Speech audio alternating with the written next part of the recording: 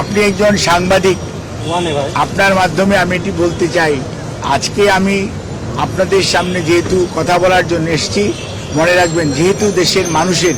উৎকণ্ঠা আছে, দেশের মানুষের তার প্রতি শ্রদ্ধাবোধ আছে, ভালোবাসা আছে এবং সত্যিকার অর্থে দেশের মানুষ দেশনেত্রী বেগম খালেদা জিয়ার স্বাস্থ্য সম্পর্কে সর্বশেষ অবস্থা জানতে চায়। সেই জন্যই আমরা এসেছি দেশনেত্রী বেগম খালেদা জিয়ার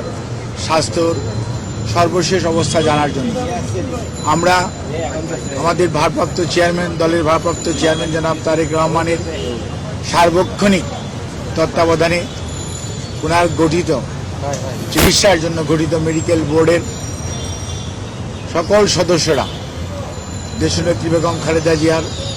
সুচিকিৎসা নিশ্চিত করার জন্য দিবারাত্রি সবসময় অত্যন্ত সজাগ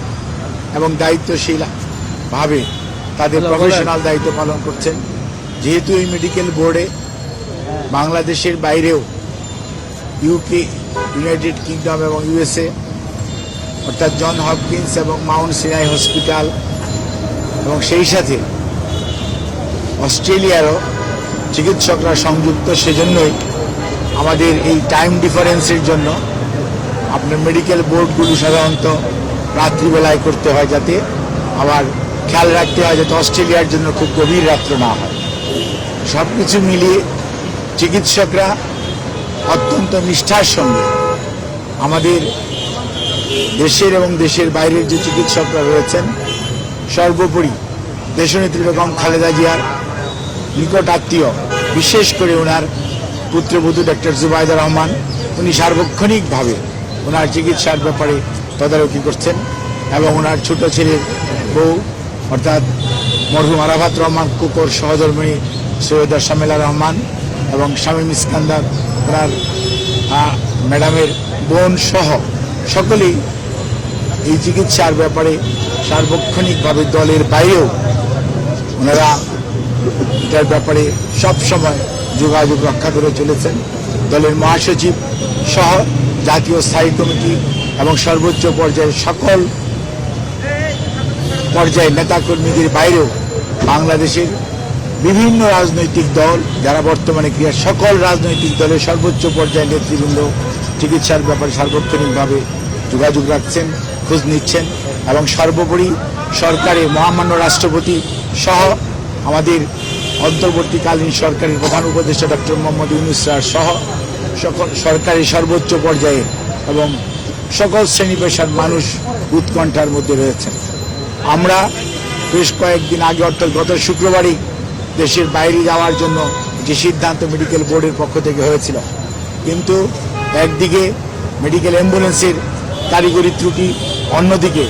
দেশনেত্রী বেগম খালেদা জিয়ার স্বাস্থ্য ব্যবস্থা ও স্বাস্থ্যের অবস্থা ওই সময়ের জন্য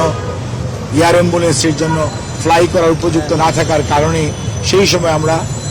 ওনাকে দেশের বাইরে স্থানান্তর করতে পারিনি। কিন্তু ওনার চিকিৎসার জন্য গঠিত মেডিকেল বোর্ড তারা দেশ এবং দেশের বাইরে থেকে সার্বক্ষণিকভাবে এই যাতে ওনার স্বাস্থ্যের উন্নতি হয় সেজন্যই ওনারা ওনাদের পরামর্শ দিয়েছেন এবং আমাদের মেডিকেল বোর্ডের সদস্যরা যারা এখানে আছেন তারা সবাই সেইটি বাস্তবায়নের জন্য সবসময় চেষ্টা করছেন এবং সেই লক্ষ্যেই আমরা এগিয়ে যাচ্ছি যাতে সর্বোত্তম সেবা ওনার জন্য নিশ্চিত করা যায় এবং পৃথিবীর মধ্যে যাতে ভালো চিকিৎসা যেটি সেটি উনি পেতে পারেন, সেই জন্য এখানে রেখেও সকল পর্যায়ে চিকিৎসকদের দেশে বিদেশের তাদের পরামর্শক্রমে ওনার চিকিৎসা অব্যাহত রয়েছে এবং আমরা খুবই আশাবাদী, মেডিকেল বোর্ডের সম্মানিত সকল সদস্যরাও আশাবাদী যে ওনার সুচিকিৎসা নিশ্চিত করা যাবে এবং পরবর্তীতে হয়তো ওনাকে যে কোনো সময়ে প্রয়োজনে দেশের বাইরেও নিয়ে যাওয়া হতে পারে। এখনও এই জিনিসটি এই পর্যায়েই আপনাদের মাধ্যমে বলার সময় আসে নাই, কারণ একবার আমরা কথা বলেছিলাম, কিন্তু আমরা এক ধরনের কথা বলি, আল্লাহ রাব্বুল আলামিন কী ধরনের ব্যবস্থা ওনার জন্য রেখেছেন সেটি আমাদের কারো বা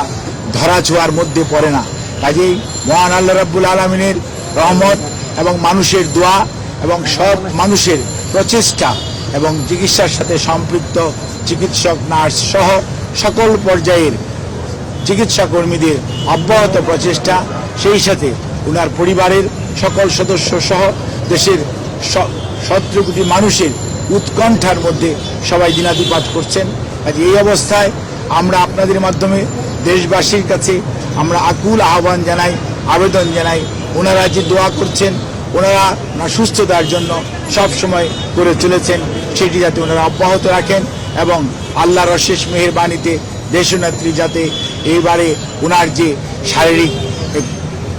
সংকটময় অবস্থা উনি অতিক্রম করছেন, সেটি যাতে উনি সফলভাবে আল্লাহর রহমতে অতিক্রম করতে পারে, সেই জন্য আমরা সবার কাছে সহযোগিতা চাই। আপনাদের সবাইকে অনেক অনেক ধন্যবাদ। আল্লাহ হাফেজ।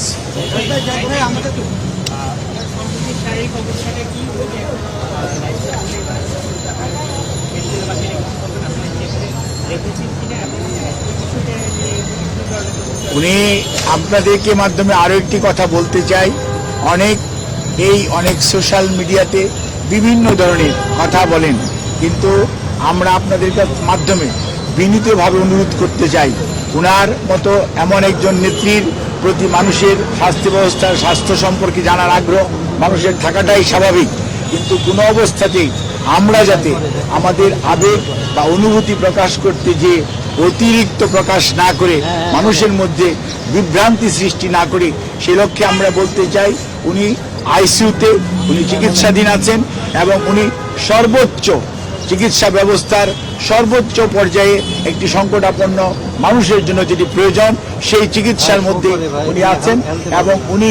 চিকিৎসাধীন আছেন। এটি নিয়ে কোনো অবস্থাতেই কোনো গুজবে কান না দেওয়ার জন্য আমি আপনাদের মাধ্যমে সকলের প্রতি বিনীত অনুরোধ জানাচ্ছি। ধন্যবাদ। গত শনিবার আপনি সব সাইড ফ্রি করেছেন এবং আজকে 5 দিন, এই 5 দিনের মধ্যে আসলে কিছু থেকে বলা যাবে। আপনি একজন সাংবাদিক, আপনার মাধ্যমে আমি এটি বলতে চাই, আজকে আমি আপনাদের সামনে যেহেতু কথা বলার জন্য এসেছি, মনে রাখবেন যেহেতু দেশের মানুষের উৎকণ্ঠা আছে, দেশের মানুষের তার প্রতি শ্রদ্ধাবোধ আছে, ভালোবাসা আছে এবং সত্যিকার অর্থে দেশের মানুষ দেশনেত্রী বেগম খালেদা জিয়ার স্বাস্থ্য সম্পর্কে সর্বশেষ অবস্থা জানতে চায়, সেই জন্যই আমরা এসেছি। কিন্তু মনে রাখতে হবে উনি একজন সবার শেষে উনি একজন রুগী, ওনার নিজস্ব